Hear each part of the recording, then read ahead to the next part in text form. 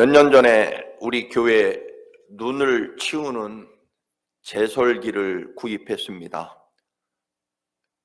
고르고 골라서 꽤 괜찮은 눈 치우는 기계를 구입했습니다. 30cm 이상의 눈도 한 20m 정도 날려버리는 아주 강력한 것입니다.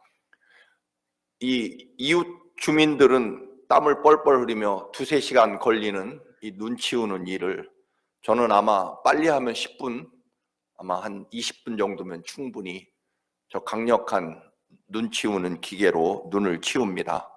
그래서 저는 거의 이 동네 거의 모든 이웃집에 길까지 눈을 치워주기도 합니다. 근데 때로는 어디 더 치워줄 데 없나 그런 생각을 할 때도 있습니다. 그런데 놀라운 건 고맙다고 인사하는 집은 딱 바로 이 옆집 외에는 왜 우리 집 눈을 네가 치웠냐 하는 그런 느낌이 들 정도입니다. 올해는 비가 많이 내리고 아직도 눈이 내리지 않아서 감사하지만 한편으로는 우리 교회 제설기를 가지고 좀 목에 힘을 줘야 되는데 눈이 안 오는구나 하는 섭섭함도 마음 한켠에 있습니다. 엊그제 조금 눈이 오긴 했지만 그래도 뉴욕은 330일 정도로 눈이 내리지 않은 겨울, 그래서 아마 역사상 가장 눈이 내리지 않은 해가 바로 지난 겨울입니다. 자동차도 보면 4바퀴가 동시에 굴러가는 4x4라고 하는 SUV 큰 자동차, 우리 김태훈 장로님 이런 자동차를 가진 분들은 눈이 오면 더 신나죠. 저희들은 벌벌벌 기어다니지만 이 4x4 큰 자동차, SUV 자동차들은 오히려 더 신이 나고 보란듯이 눈길을 달려가는 것을 보게 됩니다. 오히려 더 눈이 올 테면 와봐라. 다른 차들, 걸치적거리는 차들은 다 없어지고 내가 마음껏 이 뉴욕 시내 도로를 달리겠다 하는 그런 느낌이 보여집니다.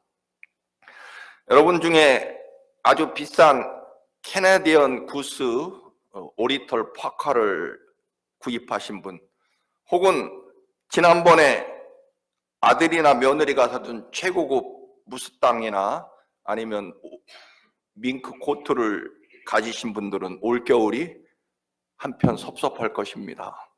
이 추워야 목에 힘주며 나 이런 옷 입은 여자야 라고 한번 목에 힘을 줄 텐데 올겨울은 정말 따뜻해서 아마 한켠으로는 섭섭할 것입니다.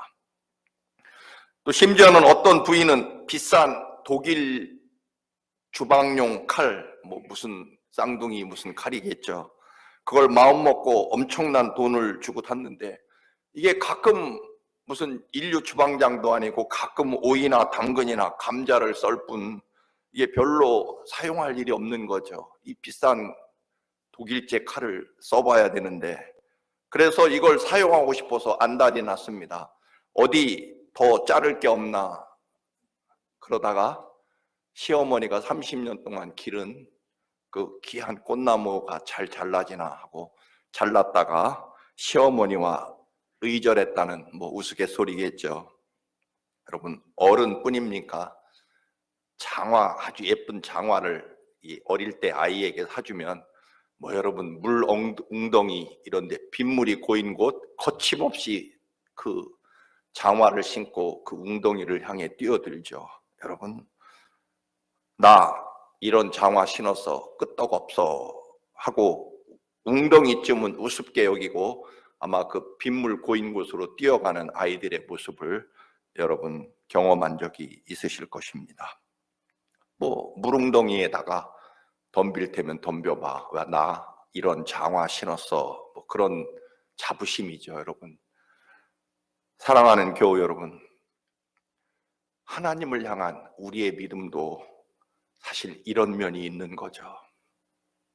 정말로 하나님 살아계심과 하나님이 얼마나 나를 사랑하시는지 아는 그 간절한 믿음이 있는 성도는 고난이 오면 고난이여 올 테면 와봐라. 내게는 이 우주 만물의 창조주이시며 나를 위해 십자가에 죽기까지 사랑하신 하나님의 그 간절한 능력의 사랑이 있기 때문에 고난 그거 한번 올 테면 와봐라. 오히려 겨우 이 정도였어. 뭐 더 없나라고 그렇게 담대하게 밀고 나갈 것입니다. 정말로 여러분들이 이런 믿음이셨으면 좋겠습니다. 그런 성도가 되시기를 축원합니다. 예수를 믿는다는 것은, 예수를 잘 믿는다는 것은 뭘까요? 그건요, 분명히 처음 단계는요, 예수님이 나를 살리려고 내 죄값을 대신 감당하시고 십자가에 내 대신 죽으심으로 내 죄가 용서받았다는 구원의 확신입니다. 즉, 나 살리려고 주님이 내 대신 죽으셨다는 것입니다. 두 번째로는요, 그 주님의 죽으심과 피값으로 내 죄가 다 씻어졌기 때문에 이제부터는 거룩하게 살려고 했어야 되는 거죠. 주님의 그 십자가 보혈 때문에 주님이 주신 그 소원과 말씀대로 순종하며 살려고 애쓰는 것이 두 번째 그리스도인의 믿음의 단계일 것입니다. 세 번째로는요, 그 어떤 경우에도요, 흔들림 없이 지금까지 이러한 주님의 사랑으로 살았으니 이와 같이 앞으로도 어떤 환경과 조건에서도 나를 위해 대신 죽으신 주님의 그 간절한 사랑 때문에, 그리고 영원한 하나님 나라 천국이 우리에게 영생이 주어져 있기 때문에 어떤 경우에도 하나님에 대한 사랑과 믿음을 흔들림 없이 붙잡고 살아가는 것, 그것이 마지막 믿음의 세 번째 단계일 것입니다.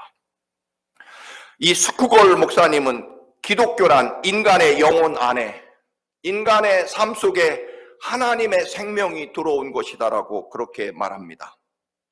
여러분, 그리스도인이요, 단순히 착한 사람이 아닙니다. 예수 그리스도의 생명이요, 예수 그리스도의 은혜가, 예수 그리스도의 권능이 그 생명과 영혼 안에 들어있는 사람입니다. 그래서 예수님의 능력과 예수님의 사랑으로 살아가는 사람들인 거죠. 감리교를 시작한 존 웨슬리 목사님은요, 사실은 그 영국의 유명한 최고의 대학 옥스포드를 나오고 신학 교수였습니다. 정말 열심히 성경을 읽고 그 말씀대로 철저하게 살아가려고 애쓰는, 규칙대로 말씀대로 살아가려고 한다는 뜻에서 그 신학교 학생들이 별명, 놀리는 조롱 별명 메도디스트라는 말이요, 원칙대로 말씀대로 사는, 그런 한마디로 말하면 융통성 없는 아이들, 이런 뜻이 바로 감리교의 뜻입니다. 여러분, 감리교회는요, 그 출발이 정말 철저하게 조금의 융통성도 없이 말씀대로 살아가는 자들에 의해서 시작됐다는 것입니다. 그런데 어느 날 웨슬리 목사님은 자기 안에 실제로 내가 그렇게 융통성 없이 철저하게 하나님의 말씀대로 살았지만 하나님이 안 계시다는 것을 깨달았습니다. 아니, 하나님이 내 안에 언제나 머물고 계시다는 것을 느끼지 못한 채 열심히 믿었다, 그런 말씀일 것입니다. 여러분,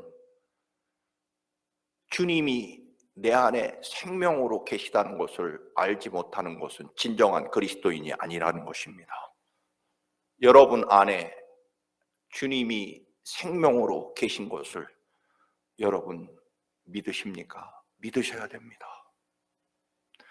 여러분, 여성이 임신을 하면 새로운 생명이 몸 안에 들어왔기 때문에 뭐 여러 가지 현상이 나타나죠. 내 몸 안에 다른 생명이 들어왔기 때문에 거부감이 일어나기도 하고, 그래서 입덧을 하기도 하고, 그리고 생명이 잉태되는 순간부터는 내 몸 안에 새로운 생명을 위해서 살아가죠. 음식 먹는 것도 조심하게 되고, 여러분 활동하는 것도 아이, 뱃속에 든 아이를 중심으로 살아가게 되죠. 여러분 속에 예수 그리스도의 생명이 들어가는 순간 여러분의 삶은 어떤 느낌이 올까요, 여러분? 인간의 생명을 잉태하도 해도 어머니의 몸이 변하게 되고 그 삶이 태아를 중심으로 이루어지는데 말입니다. 여러분 집에 아주 귀한 손님이나 혹은 시부모님들이나 아니면 정말 눈에 넣어도 아프지 않을 손주들이 왔을 때 여러분 기쁘십니까? 아니면 불편하십니까? 한꺼번에 다 하기가 곤란한가요? 귀한 손님이 오시면 기쁩니까? 불편합니까? 시부모님이 오시면 기쁩니까? 불편합니까? 손주 녀석들이 오면 기쁩니까? 불편합니까? 여러분 어떠세요, 여러분? 아마 기쁘기도 하고 한편 불편하기도 할 겁니다. 저희 사택에도 가끔 손님이 오면 정말 기쁜, 오랜만에 만나고 기쁘죠. 그런데 불편하죠. 왜? 청소도 해야 되고 치워야 되고 뭐 집사람은 이불 빨래도 해야 되고 저는 백큐으로 3층까지 올라다니며 청소를 해야 되고 말이죠. 그리고 모시고 다녀서 또 음식을 어떻게 대접해야 되는지 그냥 우리는 되는 대로 살고 되는 대로 먹고 되는 대로 덮고 자다가 말이죠. 지저분해도 다음에 치우지 하고 살지만 여러분 손님이나 시부모님이나 손주 녀석이 오면 아주 기쁘고 감사하지만 또 한편으로는 내 삶이 분명히 불편해진다는 것입니다. 여러분 손님이나 시부모님이나 손주가 와도 이런 현상이 일어나는데 여러분에게 살아계신 예수 그리스도가 여러분의 구세주로 삶의 주인으로 여러분 삶 속에 영혼 속에 들어오셨을 때 여러분은 어떤 느낌을 가지십니까? 기쁘십니까? 아니면 불편하십니까? 사실은 둘 다죠. 예수님이 내 삶에 오시면 이 우주 만물을 소유한 것보다 더 놀라운 새로운 생명과 인생으로 거듭난 그 무엇으로도 바꿀 수 없는 놀라운 구원의 감격과 기쁨이 넘치지만 삶은 육신은요 불편해지는 것들이 분명히 있습니다. 왜냐하면 청소하듯 내 삶을 정리해야 되죠. 분명 기쁨이 가득하기 때문에 그때부터 예수 그리스도를 의식하며 내 안에 계신 예수 그리스도의 그 생명을 중심으로 살아가야 되기 때문에 먹는 것도 가려야 되고 또는 살아가는 환경도 바꿔야 됩니다. 쉽게 말하면 편한 대로 살고 먹고 싶은 대로 먹고 하고 싶은 대로 그렇게 내 마음대로 살다가 하나님 예수 그리스도를 신경 쓰며 살아가야 되기 때문에 삶에서는 불편한 점이 생기기 마련이죠. 어느 목사님께서 그런 고백을 하십니다. 사랑하는 교우 여러분, 예수님이 여러분 삶 속에 오셨는데도 여러분의 삶 속에 이제껏 그 무엇으로도 바꿀 수 없는 그 놀라운 구원의 감격과 성령의 충만하심으로 노래하는 삶의 변화와 함께 여러분의 삶이 뭔가 이제부터 불편해지기 하지 않는 것, 예수를 믿었는데도 삶 속에 불편한 점이 없다는 것, 이거 심각한 문제입니다, 여러분. 그렇게 말씀하셨다는 것입니다. 여러분 예수 믿고 나서 불편해진 점이 있으십니까? 있으셔야 됩니다. 사랑하는 청암교우 여러분, 여러분에게도 오늘 묻습니다. 예수님을 영접하시고 나서 예수 그리스도의 생명이 여러분의 삶 속에 오셔서 여러분의 삶이 그 어떤 것으로도 바꿀 수 없는 생명을 바쳐서라도 지킬 만한 그런 구원의 기쁨이 넘치십니까? 그리고 육신적으로는 내 삶을 정리하고 청소해야 되고 절제해야 되고 먹고 싶은 것 먹지 못하고 가고 싶은 곳 가지 못해서 불편하십니까, 여러분? 예수님을 영접하고도 기쁨이 없다거나 또 반대로 불편한 점이 없다면 사실은 큰일입니다, 여러분. 여러분이 어느 사무실에 들어갔을 때 아무도 쳐다보지 않고 관심을 주지 않을 때 그 민망함을 여러분 경험하셨을 것입니다. 어느 집에 사람들이 모여있는 곳에 들어갔더니 아무도 나를 아는 척하지 않고 왔는지 마는지 하면서 전혀 나를 관심을 두지 않고 무시할 때 그 경험 말입니다. 제 말뜻은 예수님을 모시고 사는 것이 반드시 불편한 것만 있다. 당연히 그 말씀은 아닙니다. 그 무엇으로도 바꿀 수 없는 구원의 감격과 기쁨이 내게 있고, 그 기쁨과 감격을 지켜내려면 삶의, 육신의 삶에 불편함이 있다라고 하는 것입니다. 히브리서는 그 주제가 처음 그리스도인들, 1세기의 그리스도인 초대교회 성도들이 고난과 그 고난을 당해서 신앙을 포기하고 교회를 떠나는 사람들에 대한 경고도 담고 있습니다. 다 순교한 것이 아니라 많은 초대교회 교인들도요, 죽음 때문에, 고난 때문에, 박해 때문에 예수를 믿다가 포기하고 그렇게 세상으로 돌아간 사람들이 많이 있었다라고 하는 것입니다. 그런데 지금 그리스도인들은 바로 앞 32절, 34절을 세 번역으로 읽어봅니다. 여러분은 빛을 받은 뒤에, 즉 구원을 받은 뒤에, 예수 그리스도를 믿은 뒤에, 예수 그리스도가 여러분의 생명과 삶의 빛이 되어 구원받은 후에 고난의 싸움을 많이 견뎌낸 그 처음 시절을 되새기십시오.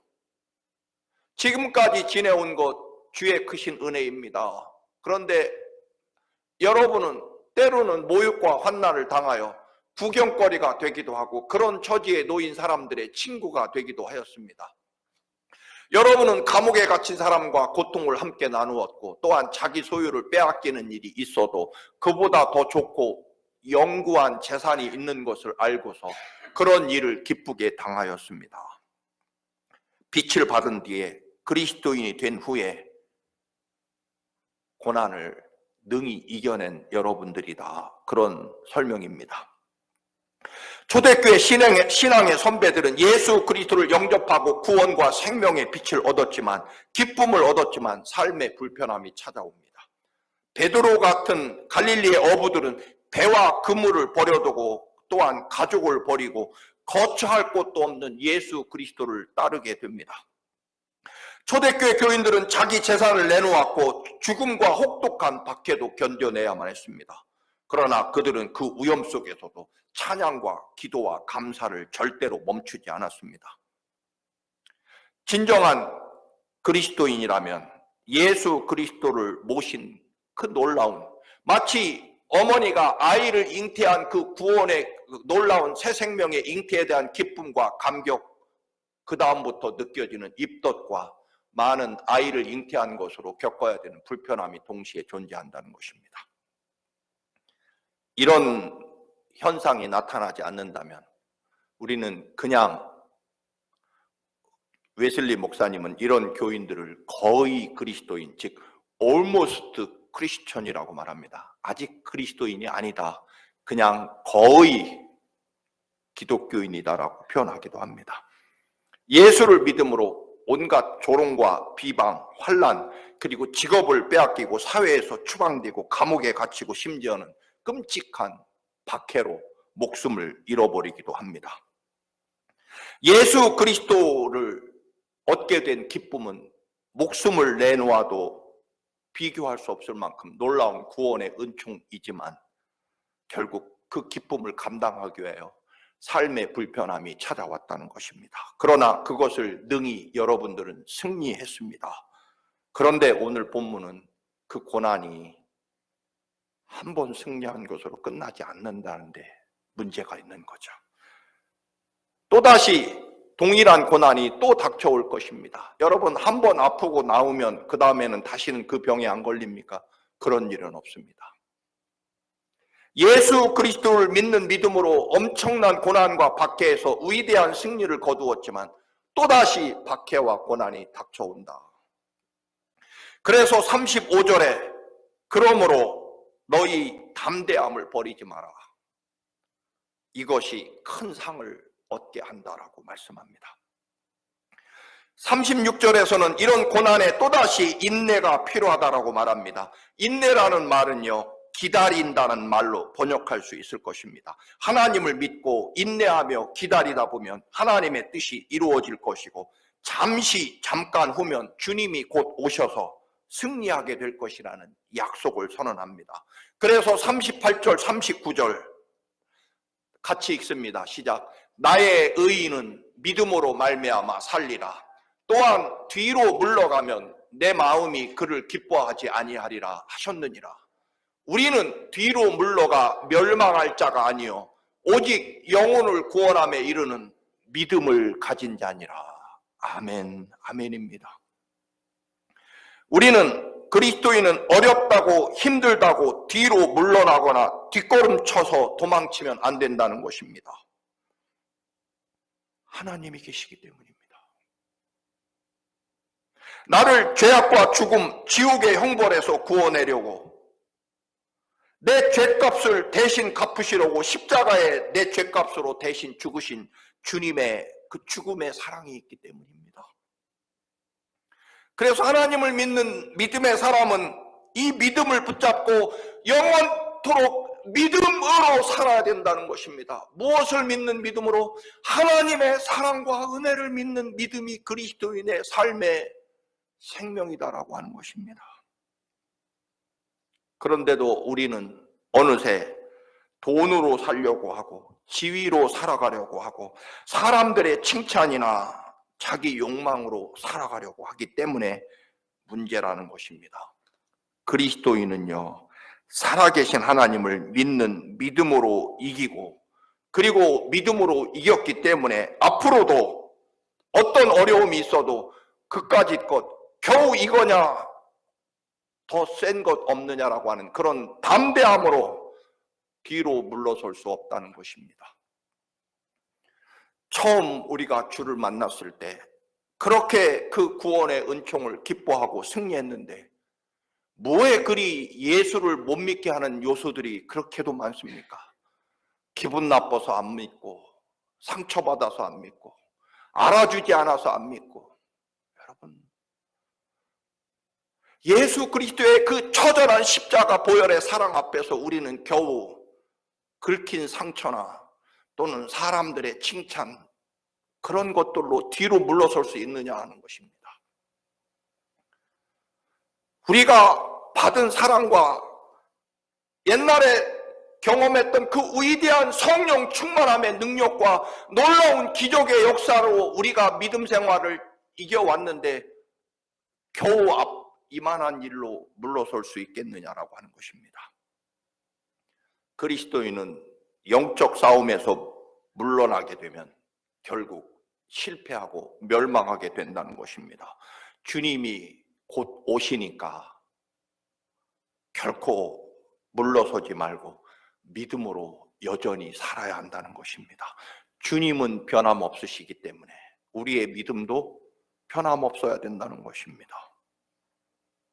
그런데 그 처음 사랑을 어느새 버리고 여러 가지 종류의 핑계와 변명을 하며 뒤로 물러섭니다.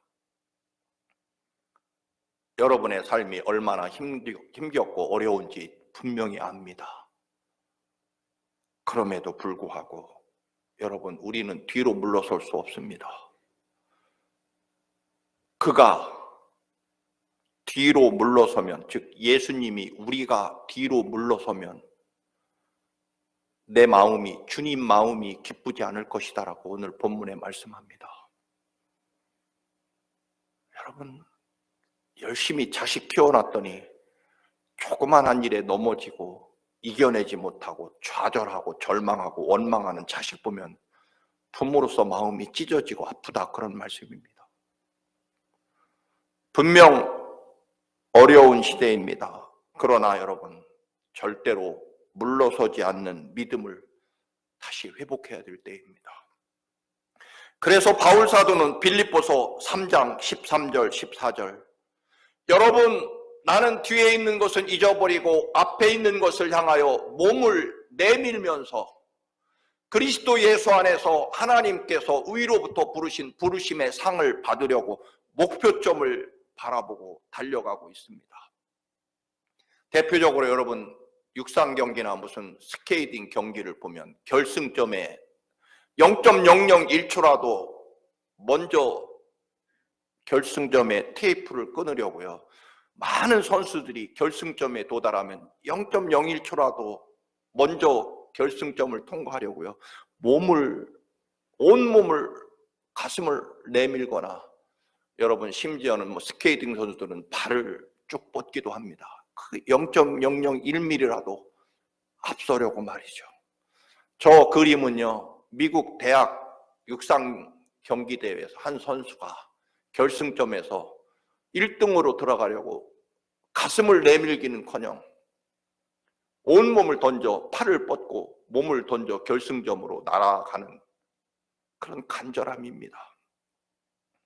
사도 바울이 그 당시에 육상 경기하는 선수들을 보면서 결승점에서 죽을 힘을 다해 오히려 몸을 앞으로 가슴을 내밀고 조금이라도 먼저 통과하려고, 심지어는 저 선수처럼 온몸을 비행기처럼 날아올라서 결승점을 던져서 통과하려고 하는 이 간절한 모습으로 나는 그리스도를 향해 달려간다라고 고백합니다. 여러분, 저나 여러분이나 우리 청암교회는 다시 시작해야 됩니다. 우리는 뒤로 물러서는 사람들이 아니라 가슴을 앞으로 내밀고 예수 그리스도를 향해 오히려 더 전진해야 된다는 것입니다. 옛날에 이스라엘의 조상들 홍해 바다를 가르시고 육지처럼 건너게 하신 하나님, 이집트 황제의 그 막강한 전차부대를 홍해 바다에 수장시키신 하나님의 승리를 경험합니다. 광야에서 만나와 생수, 메추라기를 먹여주시고 구름과 불기둥으로 인도하시고 여리고성을 단숨에 무너뜨리시고 예수 그리스도께서는 죽은 나사로를 무덤에서 불러내신 그 하나님의 사랑과 권능을 믿습니다. 요셉은요, 노예 생활에서나 사형수 시절에도 하나님을 향해 더 간절하게 온 몸을 하나님을 향해 내밉니다. 더 앞으로 나갔다는 것입니다. 다윗은요, 거인 골리 앞에서 몸을 내밀고 달려갑니다. 다니엘은 굶주린 사자 앞에서, 다니엘의 세 친구는 7배나 뜨거운 용광로 앞에서, 베드로는 거꾸로 매달리는 십자가 앞에서, 사도 바울은 목이 잘리는 단두대 앞에서 결코 물러서지 않고 오히려 몸을 내밀거나 아니면 결승점에 도달하려고 온 몸을 오히려 앞으로 던지는 그 간절함으로 하나님을 향해 달려나갔다는 것입니다.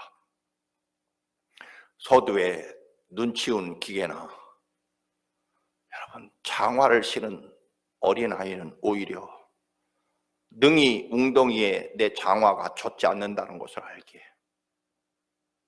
오히려 기꺼이 어떤 눈도 밀어낼 수 있다는 것을 알기에 오히려 어느 경우에는 눈을 기다리고 웅덩이가 어디 없나 찾아보는,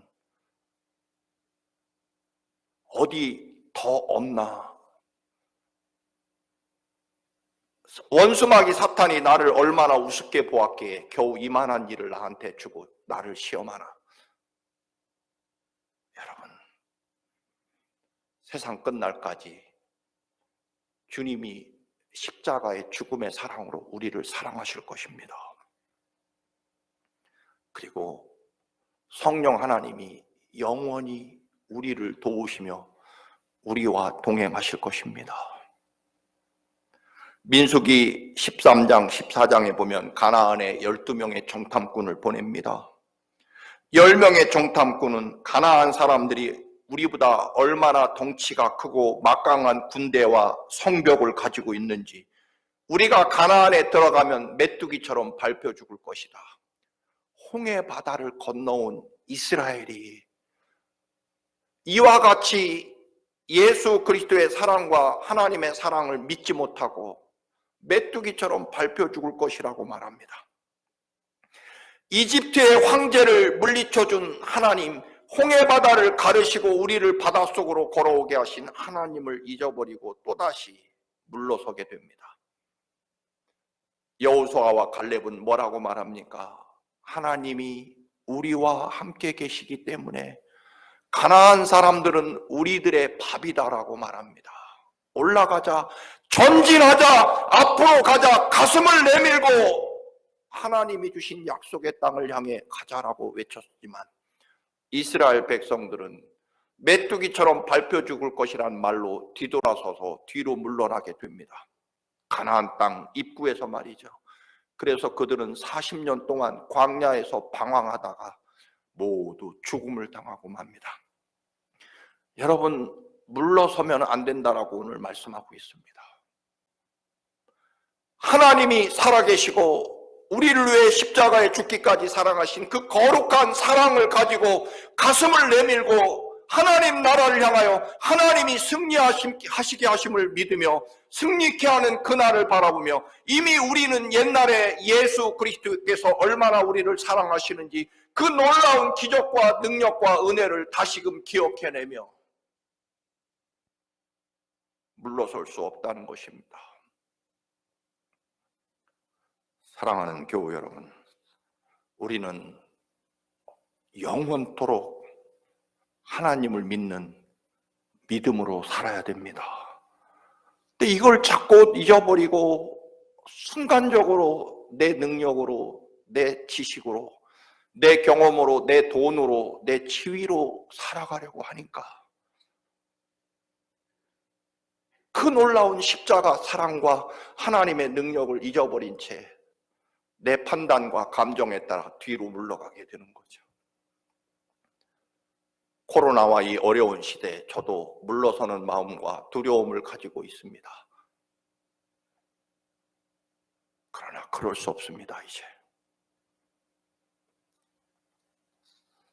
이 시간 주님이 말씀하십니다. 나의 의인은 내가 십자가 보혈로 구원한 내 백성은 오직 믿음으로 말미암아 살아야 한다는 것입니다. 사랑하는 교우 여러분, 가슴을 내밉시다. 물러서지 마시기 바랍니다. 기도하시겠습니다. 거룩하신 주님, 우리를 위해 십자가에 죽기까지 그 보혈의 피로 사랑하신 주님, 언제나 가장 큰 능력과 권능으로 살아계셔서 우리와 함께 하시는 성령 하나님,